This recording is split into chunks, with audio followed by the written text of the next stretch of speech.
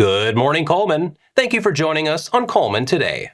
I'm your host, Dustin Isom, filling in for Christine Wiggins, and today is Friday, July 17th. Coming up on Cullman Today, Cullman is moving forward with a $1.5 million renovation and expansion of the Center for the Arts, creating a permanent home for local theater, music, and community events. Plus, Cullman County leaders strengthened their economic development skills during a week-long training program at Auburn University. And Cullman Council leaders say stronger city operations and long-term infrastructure planning will be key to managing future growth. All this plus your sports, weather, 4 and 4, and more. So now let's take a closer look at the top stories happening in Cullman today. The City of Cullman is moving forward with a $1.5 million renovation and expansion of the Center of the Arts Community Theater. The project will be funded through a $750,000 Appalachian Regional Commission grant and an equal local match from the city. Most of the funding is expected to go toward construction, with completion targeted for fall 2027. The renovated facility will serve as the primary home for Cullman Community Theater, the Cullman Community Band, and local choirs. It will also be available to schools, civic organizations, and other community groups. Cullman Parks, Recreation and Sports Tourism will manage the facility's schedule for performances, rehearsals, meetings, and special events. City officials said feedback from a 2025 community forum helped shape the plans. Participants emphasized the need for a flexible facility that can accommodate theater, dance, music, and choir productions, along with a large backstage rehearsal area. The project has not yet gone out for bids, so final construction costs remain uncertain. Additional features could be added later through grants, donations, or fundraising. The city purchased the former First United Pentecostal Church building behind Cullman City Hall in July 2024 to house the venue. 4 Cullman County professionals spent last week at Auburn University sharpening their economic development skills alongside leaders from communities across Alabama. Representing Cullman County were John Bullard with the Cullman County Commission, Jerry Merks with Wallace State Community College, Hayden Solomon with the Cullman Economic Development Agency, and Luke Wood with the Cullman Economic Development. The group participated in Week 1 of Auburn University's Intensive Economic Development Training course, which includes the International Economic Development Council accredited Basic Economic Development course. The training focuses on strategies from attracting new investment, supporting existing businesses, strengthening the workforce, and planning for long-term economic growth. Participants also worked through team-based case studies and presentations designed to apply those concepts to real-world community challenges. Adding a little local bragging rights to the week, Luke Wood's team, Lake City, won Friday's case study pitch competition. Organizers said the program brings together professionals from across the state to build the knowledge and partnerships needed to strengthen Alabama's communities and economies. Congratulations to all 4 Cullman County participants on completing the intensive week of training. 6 months into their first terms, Cullman City Council President Kim Hall and Place 4 Councilman Paul Schaffer say their early focus has centered on strengthening city operations and preparing for continued growth. Hall, who chairs the General Government Committee, pointed to updates including a new employee handbook, revised job descriptions, more consistent hiring practices, and improved procedures for buying and selling city property. She also emphasized transparency, noting that pre-council work sessions are now held in the City Hall auditorium and made available online. The city has expanded supporting documents for council agendas, launched a city app, and is developing a new website and online budget book.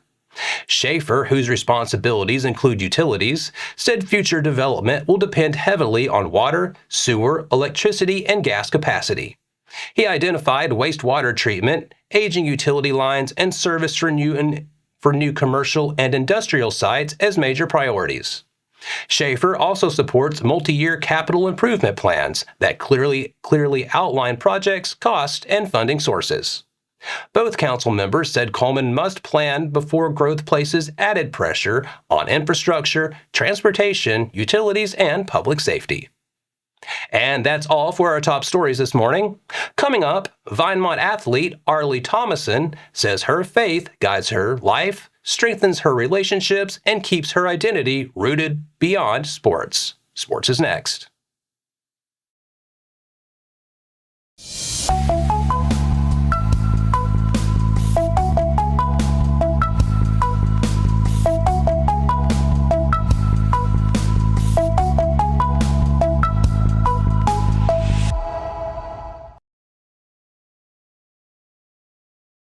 Welcome back. Vinemont multisport athlete Arleigh Thomason is preparing for her junior year with a focus that extends beyond competition. Thomason said her Christian faith has played a central role in her life and helps remind her that her identity is not defined by athletics, academics, or friendships. She points to Philippians 4:6 as a favorite Bible verse, saying it encourages her to bring worries and struggles to God through prayer. Thomason also hopes to serve as a positive example for younger students and athletes. She said children are always watching and learning, making it important to work hard in the classroom, compete with character, and remain grounded in faith. Her parents are her biggest role models, and she credits them with raising her in church and demonstrating how to live out her beliefs. Thomason also helps with Vacation Bible School each year. On the court and the field, she said faith has strengthened the bond between teammates. And looking ahead, Thomason is excited for Vinemont's upcoming basketball season under new head coach John Barry, and she believes the Eagles are ready to adapt after losing several key seniors. And that wraps up sports for today. Coming up next, Cold Springs FCCLA students earned national gold ratings in Washington, while advisor Stephanie Blair received a national award for her leadership. Plus, a former Tribune publisher went on to break one of Cullman's longest-standing political barriers.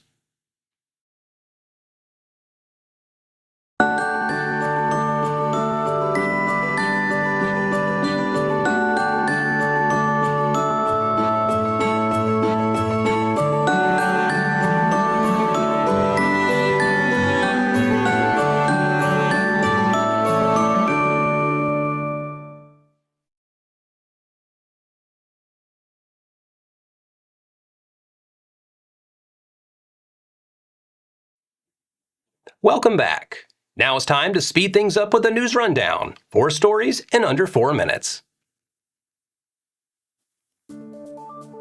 Cullman native Annalee Allen has been selected as one of 100 recipients of the Alfa Foundation's 2026-27 scholarship program. Allen is a senior at Auburn University, and she received a $1,000 scholarship to help cover tuition, fees, books, and other school supplies. Recipients were selected based on academic performance, school and community involvement, honors, work experience, and future goals. This year's scholarship winner represents 44 Alabama counties and will attend 27 colleges, universities, and vocational schools across the state. Students must attend an accredited 2-year, 4-year, or vocational technical institute in Alabama to qualify. The Alfa Foundation has awarded more than $1.25 million in scholarships since the program began in 2014. Hornworms can quickly damage tomato plants and other garden favorites if they're not caught early. The bright green caterpillars are hawk moth larvae and feed heavily on tomatoes, peppers, eggplants, and other plants in the nightshade family. Their coloring helps them blend into leaves and stems, making them difficult to spot. Cullman County master gardeners say gardeners should watch for missing blossoms, chewed leaves, and droppings. Fresh droppings are often bright green before drying brown, and larger droppings can signal a larger worm nearby. Hornworms are usually found beneath leaves. A black light can also make them easier to locate because their bodies glow under ultraviolet light. Once a hornworm is found, gardeners should remove it by hand and inspect the plant for tiny pale eggs, which may appear alone or in groups. Master gardeners also recommend trimming tomato plants, keeping leaves off the ground, and thinning dense foliage. Those steps make plants easier to inspect and can help gardeners catch hornworms before they strip leaves, blossoms, and fruits. Charlotte Fowler Miller Rumore helped shape Cullman through journalism, public service, and historic first. Rumore grew up in Cullman, began working at the Cullman Times at age 16, and her career later included work for the Birmingham News, Birmingham Post-Herald, and Decatur Daily, along with writing advertising for Copy Radio. From 1968 through 1976, Rumore and her then-husband Mark Miller served as publishers and editors of the Cullman Tribune, and during that time they helped guide Alabama's oldest continuously published weekly newspaper through an important chapter in its history. In 1976, Rumore moved from covering local government to serving in it. She became the first woman elected to the Cullman City Council, breaking a barrier that had stood since the city's founding in 1873. Rumore later moved to Madison and joined the city staff in 1988. She spent more than a decade working in municipal government, including service as an aide to both the mayor and Madison City Council. She also remained committed to preserving Cullman's history, contributing memories and historical articles about the people and institutions that shaped the community.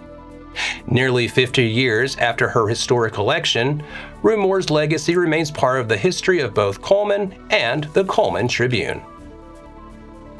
Members of the Cold Springs FCCLA chapter earned a national recognition during the 2026 FCCLA National Leadership Conference in Washington, D.C. Bailey Dye and Mimsy Mavers received a gold rating in the Level 3 Chapter Project Display Competition. Isabella Howe also earned gold in the Level 2 competition. The competition is part of FCCLA's Star Events program, which stands for Students Taking Action with Recognition. The event allows students to demonstrate leadership, career readiness, and family and consumer science skills through projects and presentations. Chapter project display competitors highlight their chapter's activities, leadership efforts, and community impact while demonstrating planning, organization, and communication skills. Cold Springs FCCLA advisor Stephanie Blair also received the National FCCLA Educated Advisor Award. The honor recognizes her dedication to FCCLA, family and consumer sciences education, and student leadership development. The Cold Springs group joined more than 10,000 students, advisors, and guests from across the United States, Puerto Rico, and American Samoa at the conference held July 6th through the 10th. This year's conference coincided with the nation's America 250 celebration. And that's your 4 stories in under 4 minutes. Now for a quick break before we look at the weather ahead and pay our respects with obituaries. I'll be right back after this quick message.